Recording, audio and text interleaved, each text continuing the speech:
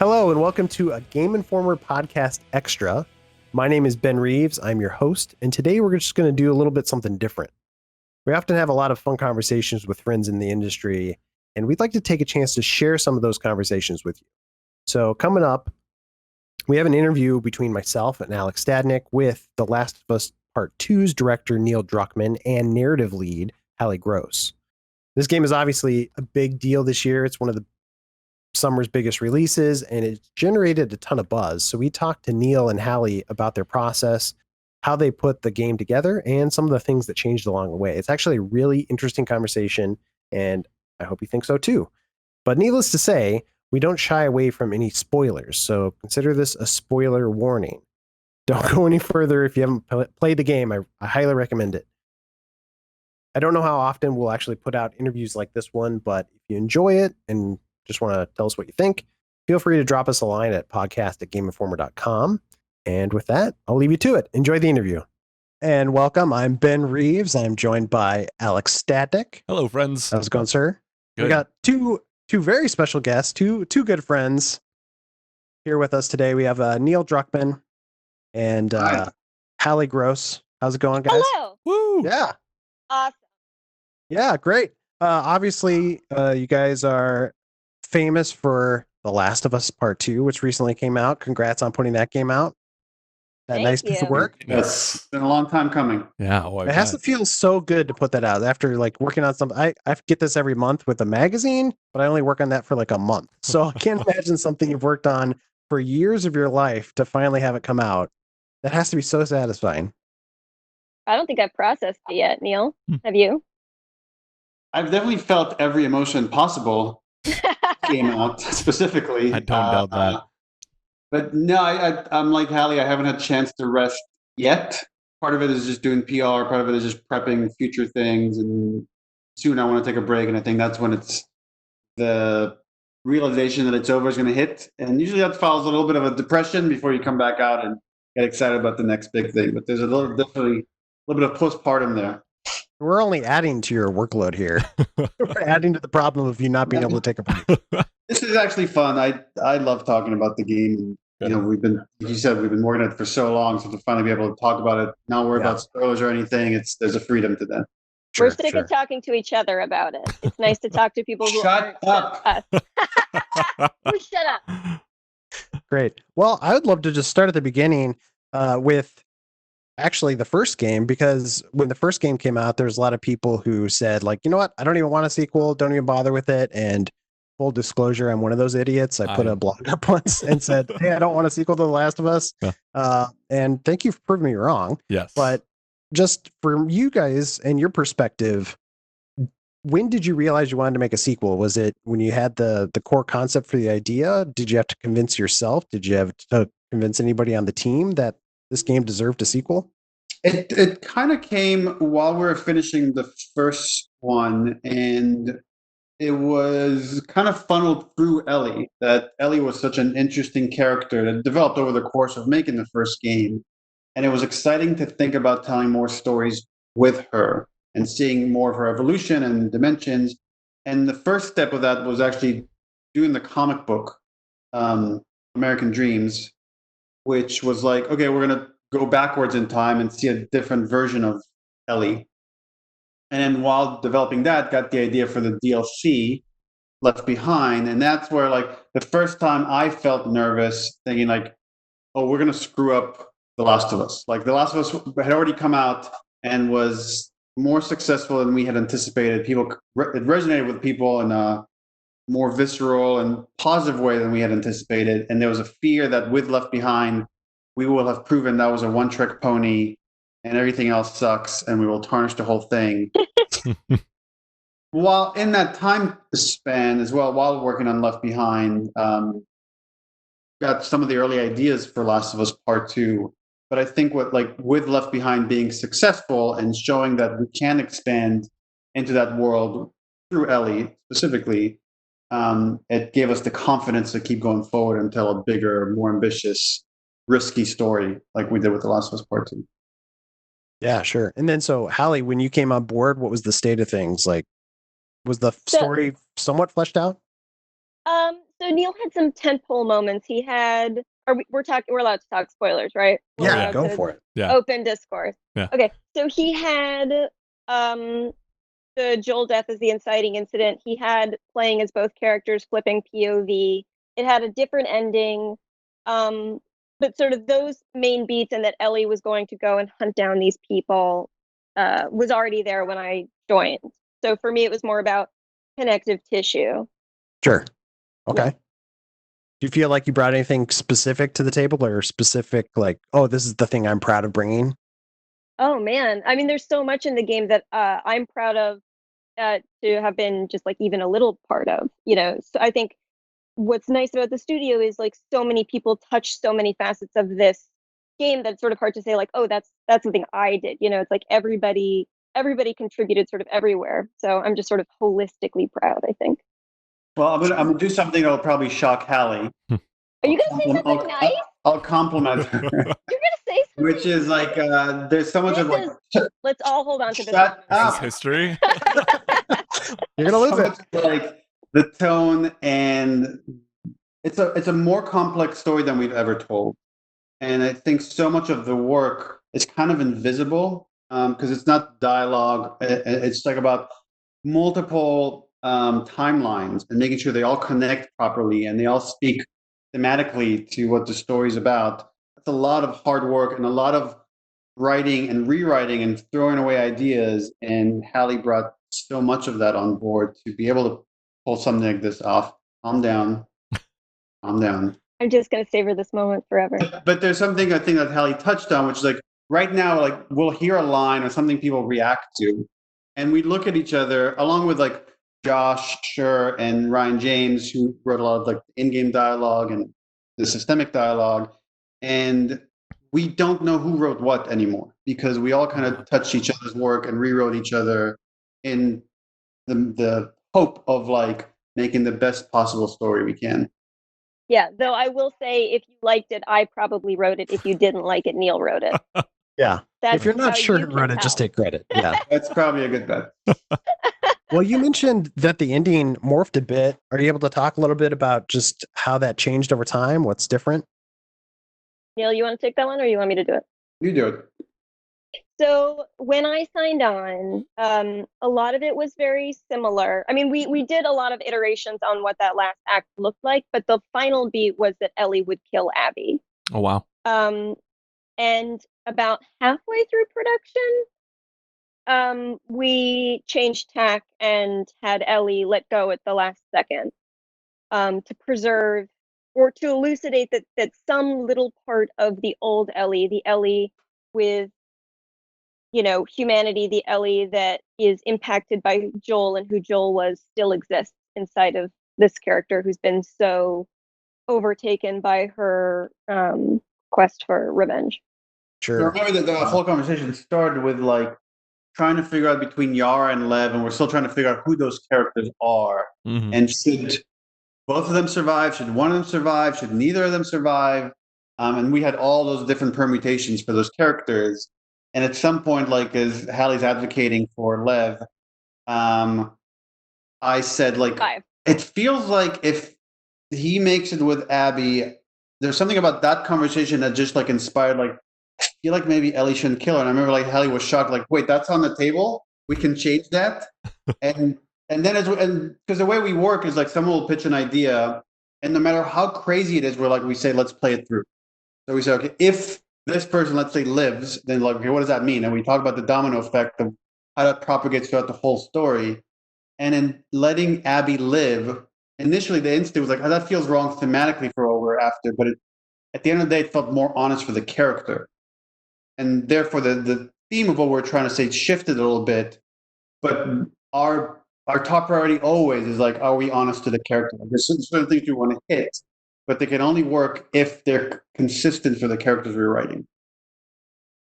Yeah. I mean, that's really interesting. Just speaking about characters, like you guys in general, Naughty Dog seems fairly willing to, F with your characters a little bit more. And I mean, not only put them through the ringer, but also make them do things or allow them to do things that players might not like. How did you guys strike that balance to try to like keep your characters likable, and also, push them that way? Or did you even care if people liked him at the end of the day? Oh, you're taking this one for sure. You know what I mean? I mean, we always have some conversations. I don't know if it's about likable. It's more like, No. are they? Is the motivation consistent? Are we just trying to force things for plot, or are we just doing something that's cool? And then we'll usually, if we say that's inconsistent for the character, we'll throw those ideas out, or discuss: do we need to change the character, or what is our understanding of this character? So it became less important about are they likable versus do we buy their motivation? Do we buy what they're doing? Are they acting out of character? Are they evolving? Are they changing? That's way more important to us than are they likable. Yeah, I want to second Neil and also say, like, I think likable should come second to vulnerable. Like, is there a vulnerability that we can understand or relate to?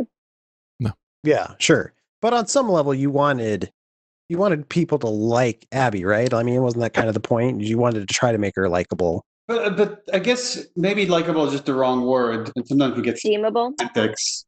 Like we don't say the word fun. Neil definitely doesn't. But it's like, are you intrigued? Are you buying into who Abby is? Because sometimes likable, you might just say, okay, then she can't do anything wrong to make sure you like her, or she's always moral. Like, but that's not what makes someone.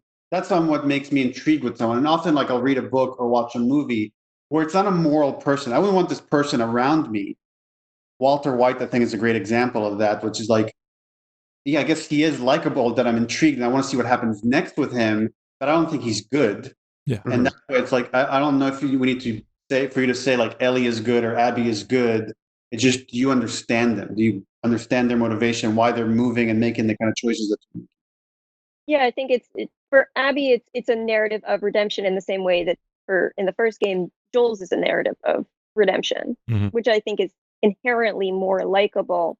But I think for both characters, it's 2 steps forward, 1 step back consistently. Yeah. On that same point with Joel and Abby, was there ever a point when you were developing the character? Was it, because and maybe I'm reading too much into this, but Abby took a very similar journey that Joel did, as you talked about. Was that developed on purpose, or was it as you were developing Abby, it was like, oh, like we can interweave this with Joel and how that she killed the person that she's becoming now? I don't think it was ever a conscious thing. Correct me if I'm wrong, Halley, where we said, okay, let's make her like Joel. It kind of evolved over time as we were adding Yara and Lev. Like when we added Yara and Lev, we weren't sure how big those roles would be. And then Lev's role started growing over time. And then we like realized, oh, there's like this connection here between, like we shot the Abby going with Lev to the hospital to get the medicine for Yara before we knew how far Lev would make it into the story. And then as we were shooting that, and the chemistry between Ian Alexander and Laura Bailey, who played those characters, convinced us to say, oh, there's something really special here. Let's build it out in kind of both directions of that part of the story. And that's kind of like what's great about how we make our games, is we write as we go, so we can evolve and change based on what we're capturing and seeing, or how the level is evolving, to make sure it all fits. So sometimes we might have like a segment of the story or the game we've developed and be like, oh, that's so awesome. And it became like kind of got to this place organically. Now let's go back in time and do the proper setup for what turned out to be a payoff. Cool. I mean, that first scene where you meet those guys, where you meet Yar and Lev, was a demo that you guys had shown off. Like it was like your first or second demo, which in retrospect to me seems kind of crazy, just because you kept Abby so secretive. Is that something where the game was just evolving in a way that you didn't expect, or can you speak to why you showed that particular scene off so early? Yeah, the demos are always, to me, marketing is part of your storytelling, because like you have to show something. You can't show nothing. Maybe if we had it our way, we would show nothing and we just, okay, Last of Us 2 is out, play it. You haven't seen anything, but that's not realistic. So for us, it's like, okay, how do we release different pieces that create a mystery, introduce new characters or new mechanics, and you have to kind of like start theorizing and putting it together. And that's part of the fun, I think, as a fan that I've had. Like I know there's been a lot of comparisons, but I think back to like Metal Gear Solid and Metal Gear Solid 2 specifically. And I like being misled. I like seeing stuff like out of context and trying to think like, how does it fit? Who are these characters? Who's coming back? Who's not coming back for a sequel? So that was a lot of our thought process of like, and to add one more thing, sometimes there are production reasons to release a certain asset. So he's like, okay, there's a cadence of marketing where we got to release something here. What is being worked on all over the game? What do we feel we could put out that's not going to be a big spoiler, but would get a conversation going and be exciting? And that's where we felt like, oh, we can actually introduce Abby here without giving any context and let people try to guess, who is this character? How does she connect to Joel and Ellie? Because we've already revealed that Joel and Ellie are in the game. When does this take place? Who is this other religious? So it just felt like it was raising a lot of interesting questions and buys us time before we release the next marketing beat. Mm-hmm. Gotcha. Yeah, no, that's getting anything that you remember from when we made that? No, I think you crushed it. well, that's interesting because you mentioned subverting player expectations, and I'm trying to think of another company that has done that. I think you're probably right in just the Kojima aspect, but you guys went so far as to like record voice lines with Troy Baker and like insert that trailer that obviously was kind of a red herring, or basically it was completely wrong. So it's just interesting if there's, to you, that's all in the idea of preserving the surprises for players. And I don't know, is there a limit to that on how far you can push that? Do you feel like you're lying to players, but maybe that's a good thing? It's white lies. I'm sure there are limits. Like, for example, I can't think of it, but I know there's been movies that like advertise like, oh, this actor is in this movie, and then they're only in it for 5 minutes. Yeah. And that's kind of a bummer. And we knew Joel is in the game, and Joel's presence is felt throughout the whole game, and we have all these flashbacks. So that's where it felt like it was okay to mislead you to protect his death. But at the same time, it felt important. Like, we're not going to show off Joel gameplay to not miss, like in Seattle, to really kind of go down the line and mislead you. So I know like some people have had issues with that, and I get that. But for us, it comes from the motivation of trying as much as we can to give you like some snippets of what the story's about, to give you tone, but protect the story as much as we can. For sure. Yeah. Sorry, you can go, Ben. Get something. Well, I was just going to say that kind of leads into subverting expectations. Mm-hmm. And Last of Us Part 2 specifically subverted a lot of my expectations, but not even just in story stuff, but like I'm thinking specifically gameplay stuff. Like there's that scene at the workbench where you get attacked, which a lot of people are talking about online. So I'm wondering if you guys can talk about just how you guys work as a team to subvert and like even change, like, okay, the player's going to think this is going to happen, but we're going to deliver this. You start it, and I'll come in after you. Again, it speaks to the culture we have at Naughty Dog, which is anyone can pitch ideas, whether they're gameplay or narrative or sometimes even tech. And that idea didn't come from the writing team. That came from design. And I'm not even sure who had the initial idea. But at some point, someone showed it to me, and it was like, that's awesome. That the idea that you're not, usually you have like your upgrade menus and you're safe in the menu. Mm-hmm. And for you to be not safe in that menu felt like such a cool moment, because we were trying so much to make the upgrade of your weapons to be this grounded thing where you're seeing Ellie like animated and she's taking the gun apart and doing all this stuff. So it makes sense that someone could grab you and pull you out of that. And then it became about, okay, so how do we build a narrative around that moment that was constructed by someone in, I believe, from design. And there's just so many examples like that, where like somebody had like some pitch like that, and I just felt, oh, that speaks to what we're trying to do. How do we get that into the game? For sure. Yeah, remember the hats? The hats on the dinosaurs. That was another one. Yeah. Mm. That one I love.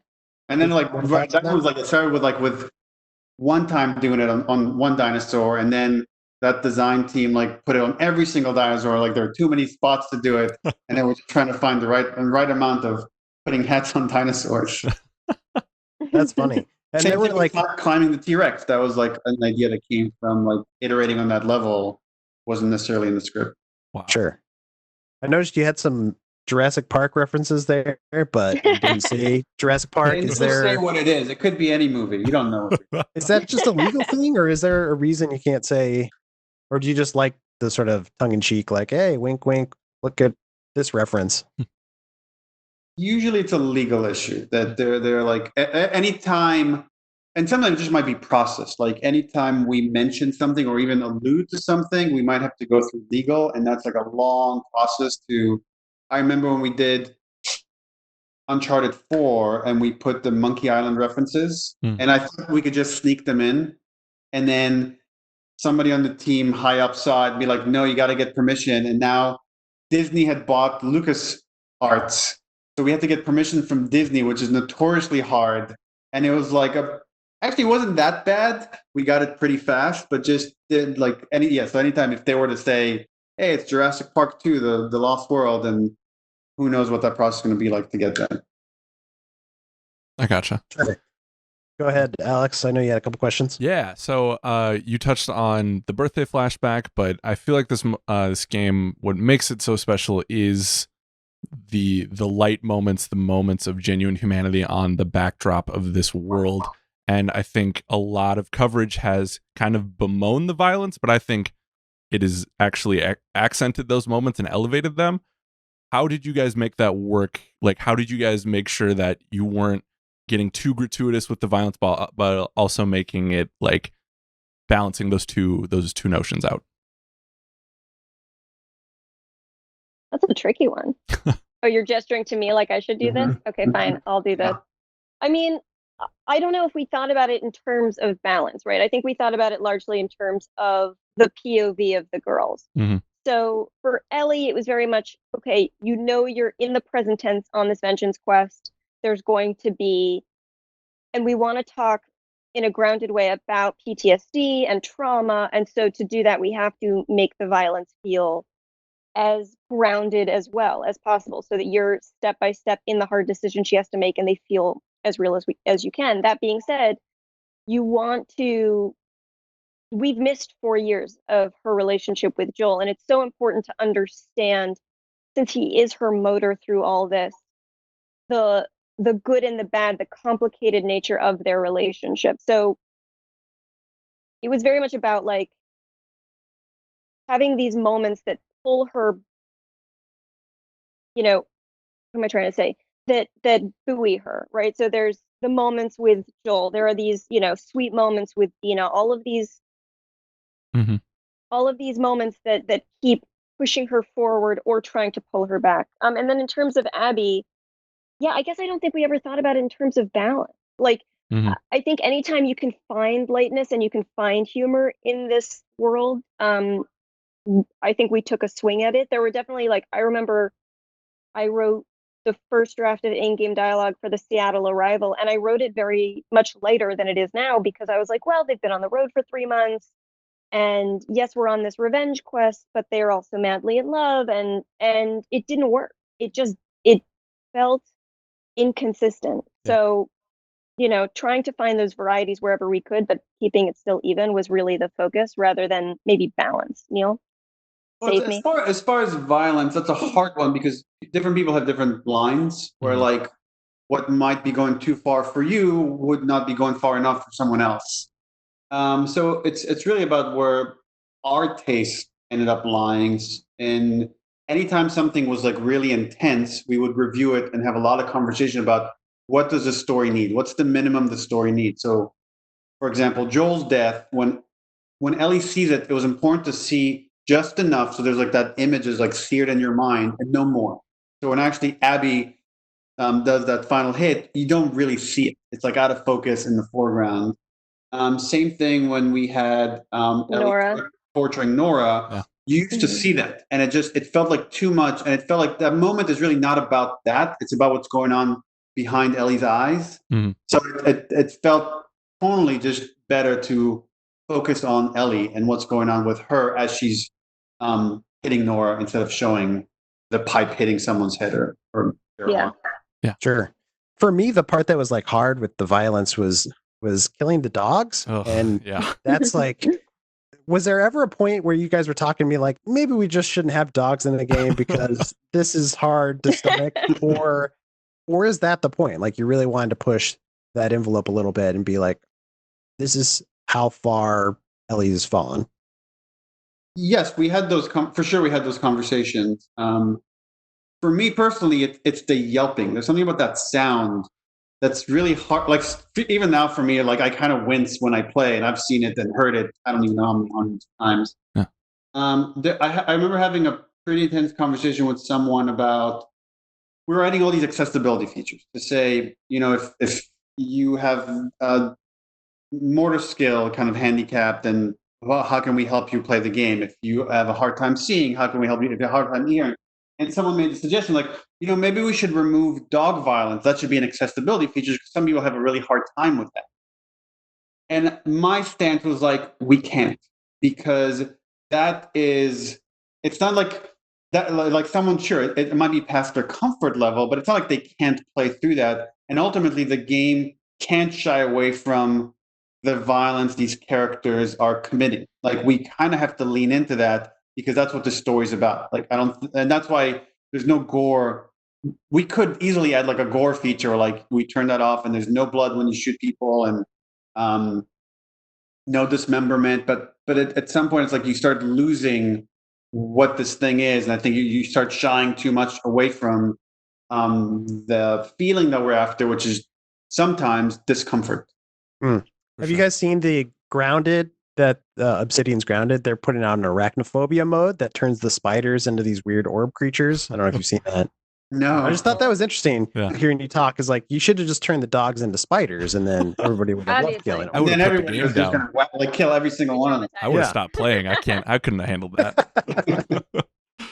I would kind of continue on with just like the themes of the game and just the reality of 2020 and how insane the year has been, right?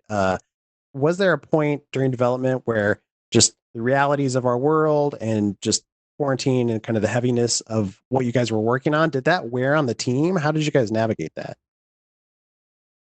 We were pretty lucky in the respect that the game was almost completely done by the time COVID-19 was making its way like heavily into the US. And we've talked about this before, even before it was mandated. We're like, okay, we don't want anybody to feel uncomfortable coming into the office.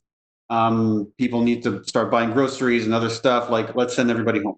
And again, to give props to our operations team and our IT department, we don't have that at the time. We didn't have the infrastructure to be able to work from home. Like, we have dev kits and all this stuff. And like within really a couple of weeks, we're able to get everybody working from home. And the thing we told them is like, take care of yourself, take care of your family. If for some reason we can't hit the date, we'll figure it out. But to everyone's credit, we were up and running really fast, and people were just excited to finish the game because we've been working on it for so long. We're so close. Unfortunately, right then, what happened is like just the retail infrastructure was uncertain, and that's when the call was made to delay the game indefinitely, and that was really hard. It's because again, everyone was so excited to finally get the game out there, and now we don't even know how long we have to sit on it. And we've never been in a situation where we just have to sit on the game. It's done and we can't put it out. It was such a weird feeling. So we just took that, okay, we got some time. And again, we encourage everyone to just take it easy. Let's keep polishing until someone says we can put it out there. And luckily that ended up only being a delay of 3 weeks, I believe. I forget exactly what that was, but it wasn't as much as we initially feared. So that was hard. But as far as like the superficial similarities between like the outbreak in the game and the pandemic in the real world, like that never really crossed our minds, as far as, because the game is really not about that anymore. It's about tribalism and all these other things that, you can make the argument that things that are happening now in the real world, but for me, it's like things that have been happening throughout the history of mankind and will continue to happen going forward. So I don't think it's something unique to the world we live in now. Yeah, sure. Well, and some of that, it felt like you guys were trying to make, a commentary in the game, and that, hasn't been received super well. Have you guys been surprised by the feedback the game has received? No, it's been kind of quiet. No one has said anything. Yeah, Ben, I don't know what you're talking My about. DMs are really empty. No. It'd be You're nice at the if I cabin had in the them. woods. Yeah, I like Halley. I'll be curious to hear what you have to say, but I'll just ramble for a little bit. It's like we knew the game is not for everybody. We knew we're making a game that's harder to play, not difficulty, but just the content in the first game. Because the first game, despite Joel being a morally ambiguous character, it's a more traditional hero journey where he doesn't start making really morally dubious choices until the end. Like the whole game, you're trying to save this 14-year-old girl you're trying to get to this lab that's going to save all of mankind. Like everyone can buy into that. Only at the end, when he decides, no, I'm going to fuck over all of mankind to save this girl, that's when you start getting a split where like some people are for it, some people are not for it. Whereas this game, it's like almost from the get-go, your character that you're playing is start to make morally dubious decisions that not everyone's on board with. So from that standpoint, we know the game would be divisive. We knew it'd be divisive because we're killing a fan favorite not right out the bat, but within the first 2 hours.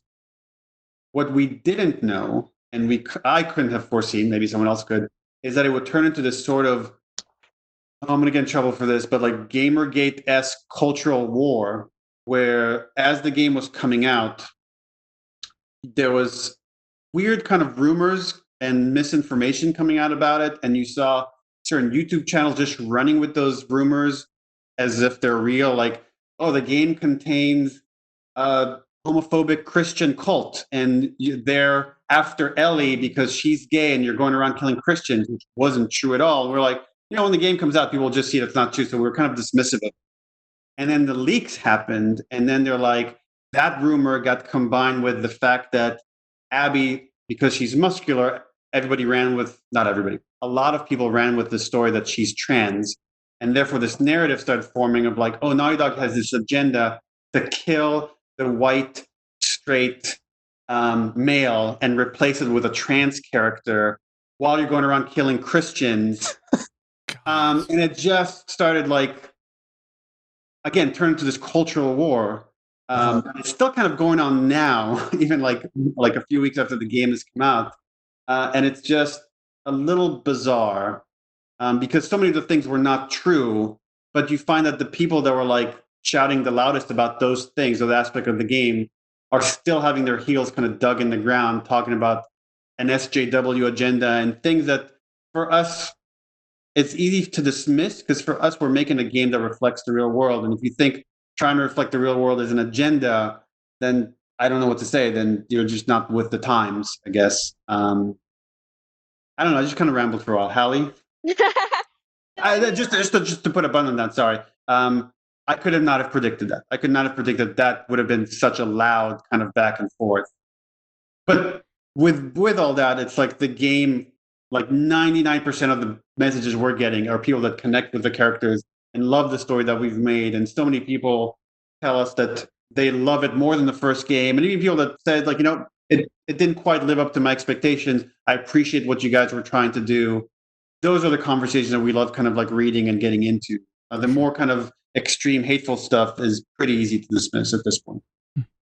Yeah, to sort of largely echo what Neil said, I can't help but wonder if the leaks hadn't happened, what the reception might be, because I think, to Neil's point, people had preconceived notions or they wrote it off based on clips out of context or bullet points or supposition. And oh yeah, there's all those outlines, those fake outlines for the whole story that came out. Where like, they said both Joel and Ellie died. That was going around for a while. Mm-hmm. And then they're like, oh, you killed Joel, and then immediately you play as Abby and you hunt down Ellie for the rest of the game. And you had all these people, these very famous YouTubers. I'm not going to name anybody that were like, I already hate this game. Nothing will change my mind about how much I hate this game. And lo and behold, they still hate this game now, even though it turned out to not be true with the outlines that they read out loud on one of their videos. Yeah, so I mean, we spent 4 years-ish trying to craft like our marketing and everything so that you would be in alignment with Ellie with the beginning of this game. You would see that she and Dina are great. You would experience this Joel shock, and we certainly play tested enough that we knew kind of the ups and downs of how people experienced it. But I don't think we could have guessed how people would come in having leaks on the brain or having rumor on the brain. And again, to Neil's point, like we definitely expected debate. We definitely expected like people are Team Ellie, people are Team Abby, people think they're both irredeemable, people think they just should get along. Like, you think we should have killed Abby at the end? You know, we were ready for that kind of discourse, and that's the discourse we're excited about, because the whole point is to say all of these characters are ethically gray, and it's really about whose shoes you're walking in at the time and whose story you really understand that changes how you feel about a certain person. Sure. But I guess just to touch on one more thing, and it's like I'm always a little hesitant because there's some people that argue in bad faith about this stuff, but like I did not anticipate transphobic memes and comments to be so rampant, or homophobic memes and comments to be, or anti-Semitic stuff being hurled my way, or death threats to myself and our actors and other members of the team. Not in my wildest dream could I have anticipated the scale of it. That it wouldn't be just a handful of people. It's been dozens, if not hundreds of people, and that's just brings awareness to the kind of toxicity that can exist around something so popular. Yeah. And unfortunately, that comes with the territory. Yeah, and that's really sad to hear. Sorry. No. I my bad. No, but to that point, it's like I think what's been really illuminating, but maybe in a bad way, is like it's very easy to live in a bubble and go, oh, I don't see this hate, or I don't, you know, I remember like, but then you're in it and you're like witnessing the level of phobia or homophobia or anti-Semitism or racism, and you know you're getting it firsthand. Like I'm getting some of the stuff in my DMs I could not say to you out loud right now. Oh. Like, and because it's in another language, or sometimes sometimes it is. it sometimes seems that way, right? Yeah, you know, they've found horrible words in all languages, I think. But yeah, so I think that's been the real surprise is the level of that kind of toxicity. But again, to Neil's point, I will say, you know, my DMs at this point and the messages I'm getting on social media are now 90% positive by people who have played the game, or even if they didn't, you know, even if they didn't love the game in their messaging me, it's still like, hey, I appreciated the effort. I saw what you guys did. You know, it's not where I wanted the story to go, but to shift it to something a little more positive is like the amount of fan art for all the characters, to see like Abby Lev fan art, and so much of it, people recording music with the guitar mechanic. There's just so much love around the game. You know, sometimes it's so easy to focus on the negative, like even though it's a minor voice. That's the stuff that like kind of is inspiring and buoys out like during. What kind of research did you guys do into some of these themes? Did you talk to people or do some research just so you could like be gentle when you were handling the topic, because it is some serious topics?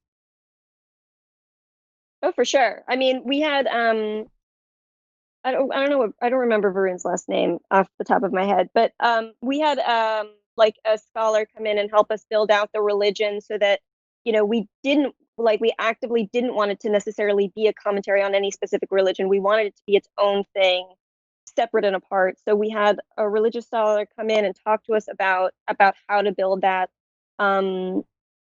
We, you know, our team is incredibly what's the word? Like, our team is incredibly diverse, comes from many different backgrounds, different sexual orientations, gender identities, races, creeds, and it's Neil's office is fairly open door, you know, so it's like if anybody felt like maybe we were even slightly headed in the wrong direction or something was off, like we heard about it, which was wonderful. Like the discourse was great internally.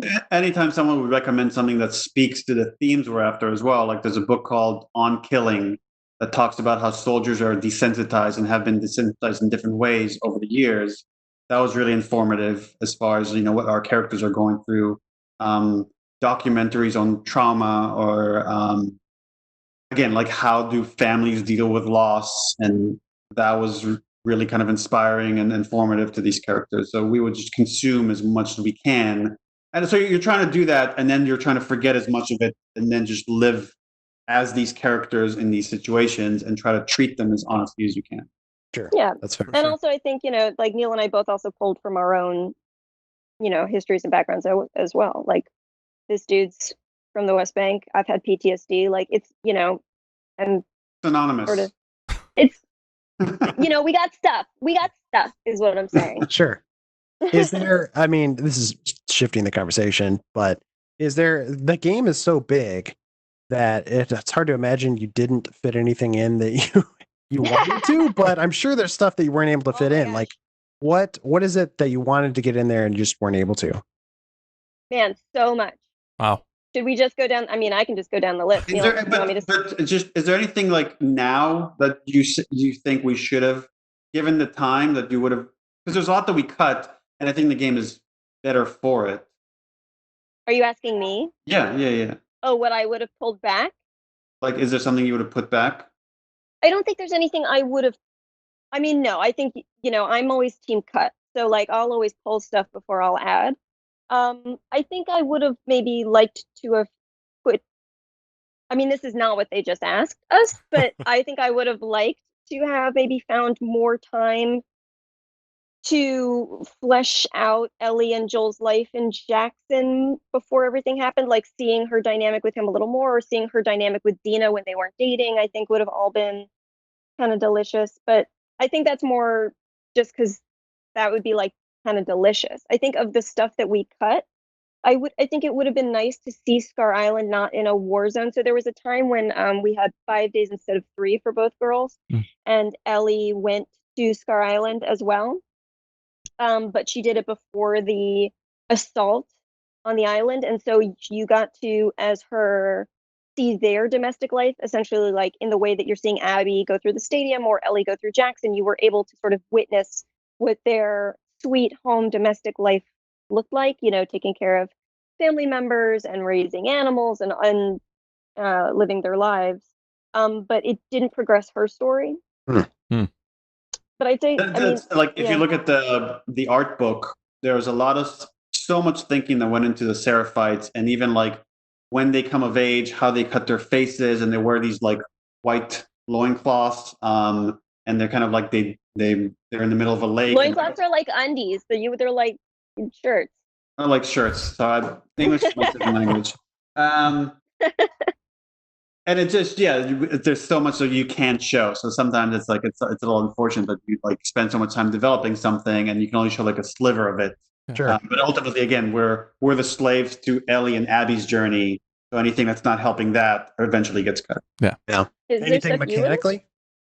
Ooh. I was just going to say, anything mechanically or their crafting items you guys weren't able to get around to? Pallet.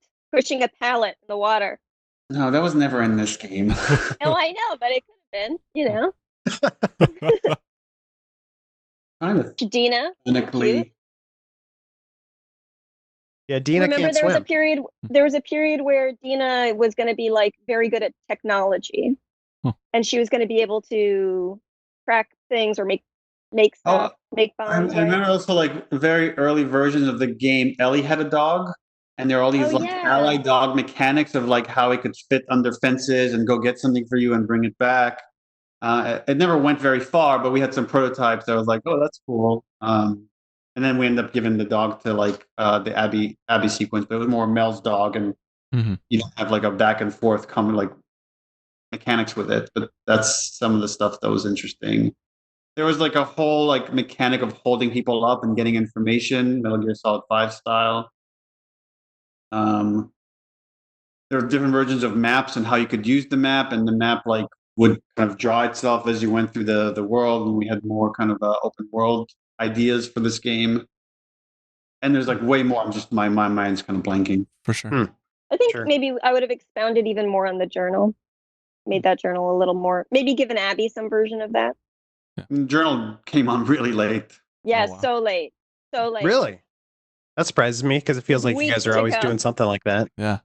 I mean, we're always doing something. It was one of those things that we wanted to do for a long time. It just, like you were saying, the game is so big and has so many things. We just kind of end up slamming it in at the end. It just felt important to have another avenue into Ellie's mind.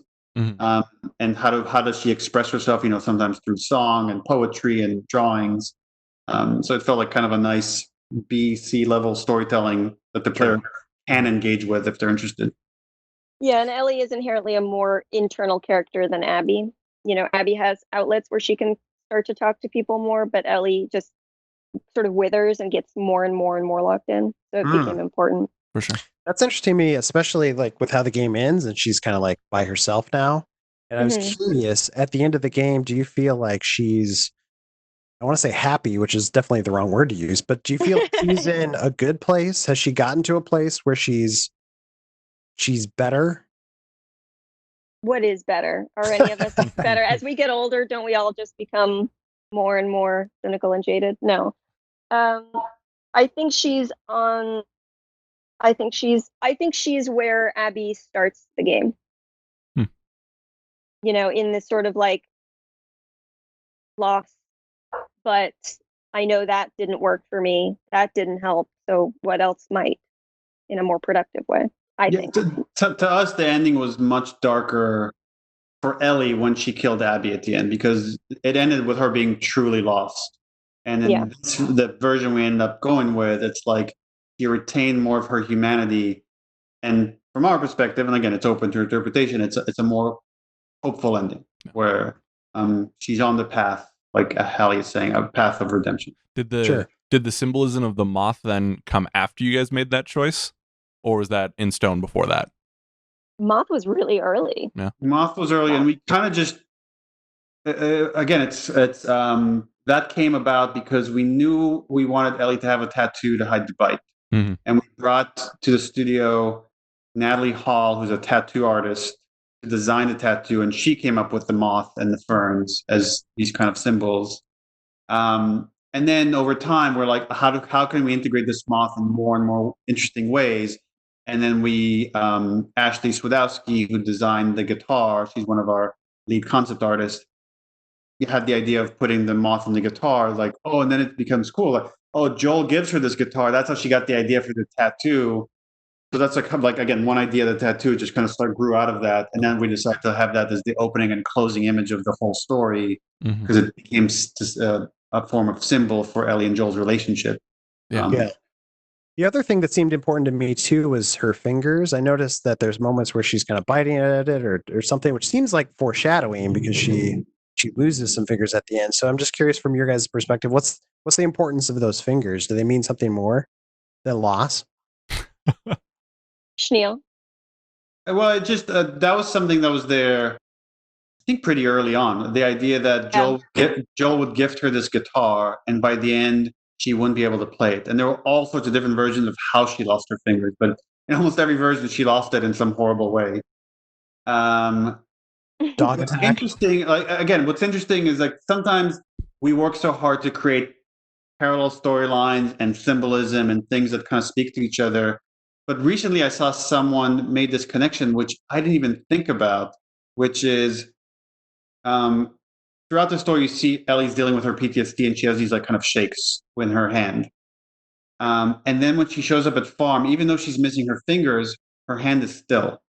And that kind of speaks to like where she's at, that despite everything she's gone through, it's like there's been some exorcism of these demons.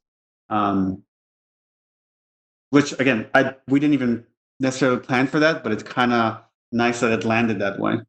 Yeah. No, Neil, you're supposed to say we totally meant. Oh yeah, that was all planned. We just like whole thing was written ahead of time, and then it was just executed that way. Yeah, we've got a perfect outline. That's exactly what you see in game right now. That's amazing. Do you guys feel?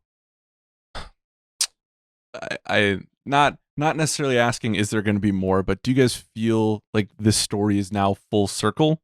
Do you guys feel in a more complete place maybe than after the first one? Or is that too hard to answer at this point? No, I guess I could say a couple different things. Like, as I was saying, when we were finishing the first game was always meant to be this complete statement, because you never know, are we even going to have the opportunity? Like if the game bombs, you might never be able to make a sequel. You might never even have that option. And I would never want to be in this place. I'm like, oh man, we left it on the cliffhanger, and now we don't get to finish that story. And the approach for this game as well was the same way, which is like, I don't know if we're ever going to make another Last of Us. So this if we never make one, this should stand as a final statement. Mm-hmm. Having said that, you can't help but start thinking about other stories with same characters, different characters, other parts of the world. Again, I'm not saying we're doing anything, but you just can't help but do that. Mm-hmm. And that's where we're currently in. I'd take more comics too while you're at it. I was going to say comics, DLC. There's so many ideas for that. Like we had an idea for like a Tess origin story to do as a comic, and it obviously there's the stuff in Uncharted 4 with a pregnant woman with a gas mask. American Dreams. Sure. Yeah, so we actually, and some of that stuff we actually have written. Mm-hmm. It's just, I don't know what is the right avenue to put that out there, if we ever get to put that out there. So my vote's a comic just about Bear. Just his entire life before. Oh, Sweet Bear. Sweet Bear. That was cruel. You guys, that was cruel. Beautiful, but wait, Neil, wasn't Bear's original name Tofu and you made me change it? I don't think so. I think it's original. It was always Bear. Bear's original name is Tofu. They're both great names. Yeah. They are. Yeah. They are. Well, I know we're probably out of time basically, but I don't know. Alex, did you have any last questions? If it's cool if I ask one more. Yeah, cool with me. Cool. You can ask 5 more. Yeah. Kind of going back to, so I watched you guys on Kind of Funny's spoiler cast, and with Troy and Ashley literally tearing up, like it's very evident how important these characters are to them and you. Like there's no doubt. When you guys were shooting and in the writing process, because you guys are closer than just coworkers, was there ever specific moments where Troy and Ashley pushed back? Ashley Johnson and Troy Baker, did they push back on something? Did they help you guys think differently? Is there any specific moments like that? Yes. I don't know if I'd describe it as pushback. Maybe with Troy, there's a little bit of pushback. With Ashley, it's more like, I'm not sure about this. What if we did this other thing? Like the porch scene at the end where Ellie's talking to Joel. I might have talked about them Kind of Funny. I don't remember. But in the script, they hugged. And then Ashley was the one who was like, I don't know. Like, I don't feel like Ellie is at a place where she would hug him. Yeah. And we shot a version, we're like, because they're always game to try stuff, which is why I love working with them so much, which is if any one of us has an idea while we're shooting, we're like, and we have the time, we're like, let's give it a shot. Who knows? Maybe it'll feel better, maybe it'll feel worse, but the only way to truly know is to attempt it. Mm-hmm. And she did this version where they hugged and it's so tender. And then she like pushed him away and ran off the porch. And I've said this, like on its own, it's like a better scene as part of the game and where she's at. The one we went with is better. Mm-hmm. Why didn't you go with the version where she did the finger guns? I'll see you tomorrow. Yeah. And then with Troy, we had a lot of conversations about the death scene, obviously. Mm-hmm. I think that was because Troy loves Joel so much. I think some of the stuff that was on the page was really hard for him, like because Halley wrote that. At least that draft that just described in detail what physically happened to him. And Troy was worried that would all be on screen. And I had to like kind of like talk him down and say like, no, like, trust me, we're going to do it respectfully. But part of it is it's got to be disgusting. It's got to be upsetting for Ellie and the player. So those were like kind of like deep, long conversations to make sure he was comfortable with everything that was happening there. And the other one is the opening of the game. Troy was worried that it was too much of a previously on The Last of Us. And when you first read it, like I see where that concern could come from. And I think we actually had way more lines and we weren't sure how much we needed to like remind the player of the first game, but it was important to dramatize it, to make that conversation feel as natural and character driven as possible. And that's what was so great of working with Troy and Jeffrey Pierce, who plays Tommy. And they had so much fun playing with that scene. And we would like, between takes, we would add line and remove lines and like talk about their motivations. Why is Joel confessing now to his brother? And that was a really fun shoot day, even though initially there was some resistance to it. I think ultimately we got like a really great scene between those two characters. Wow. Cool. Halley, real quick, was Joel's death scene hard to write? Like all the description? I feel like that sounds pretty morbid. By the way, I wanted to keep Joel alive. Halley's the one that just pushed to kill Joel. This question's a trap. I will actually say I will say I wrote a much more brutal version of that scene, Whoa. and Neil made me pull a bunch of stuff out. I remember I won't go into what there was, but there were some lines of dialogue that were like that got yanked. No, Wow. I really like writing graphic violence. I choose this path. I'm still tempted to say what that stuff was. Oh, I mean- I'm so curious now. That's such a Lot of- tease. People are gonna hate us because we're laughing about it right now, and it's so fucking I know savage. they're gonna say, "Oh my God, you're disrespecting the character." And it's like that's such a. By the way, that's such a crazy criticism. You're disrespecting the character when something bad happens to them. Because if that was the case, then it's like nothing bad could ever happen to a character you love. And so much of, I think, storytelling in this genre is you got to put the characters through the ringer. There's no way. And we actually said this from the get-go. From the first time we were able to talk about this game, like we were like excited. Joel and Ellie were coming back. I'm like, are you sure you're excited? Because you know what happens in this world when characters, like if there's more story to tell in this world, bad stuff is going to happen to those characters. Also think, But to me, it's like every step of the way, we do nothing but respect those characters and try to. I think respecting them to me is treating them honestly and as the complex humans that they are. And sometimes it means that your death is just brutal in this world. Not everyone can have a hero's death where they're shooting 20 clickers while saving Ellie. No. I think that's a different kind of game than The Last of Us. Well, I think it implies like that everybody's, so much of this game is about Ellie saying, my life would have mattered. My life would have mattered. That like somehow death makes your life meaningful, or how you die makes your death meaningful. But this is such a hostile world, and people have had to do so much to stay alive that sometimes you're just going to be Jesse who gets shot and goes down, within 10 seconds, and there was no way to prepare for it. Yeah. Like the whole point of this world is that it's brutal and it rips things away from you unfairly, but you still have to find reasons to pick yourself back up and keep going. So it would be disingenuous to give all of our heroes death. That's not, there's no danger to that. Then it's like, well, no matter what I do, I'm gonna be fucking regal if I go down. The other thing about The Last of Us, just to talk a little bit more about that, is something Riley says in Left Behind, which is like, you make every moment count. And that's right. The flashbacks between Joel and Ellie is like, in some level, Joel knows his time is limited, right? And he understands that in investing in Ellie and loving her by the end of the first game, it could end in any moment. That's the decision he made. And that's why throughout the first game, he just pushes people away. But he made every moment count. Despite everything that went down, he made those precious moments connected with Ellie. That feels echoed later on with Abby's line. It's like, we let you live and you wasted it. And I really like that line. I just think Laura Bailey's delivery of it is really good too. But She was incredible. But yeah, I kind of feel like she's not that's the bad. inverse. Let me say something about Laura. She's a complete hack. We edit all her lines out. Well, you didn't even want her in the first place. Now, Laura's amazing, and the vulnerability she brought to that character just floored us. Yeah. Cool. Well, guys, thank you for your time. We really appreciate it. We kept you longer than we should have, but you guys worked really hard probably too hard on this game. I think it Definitely. shows.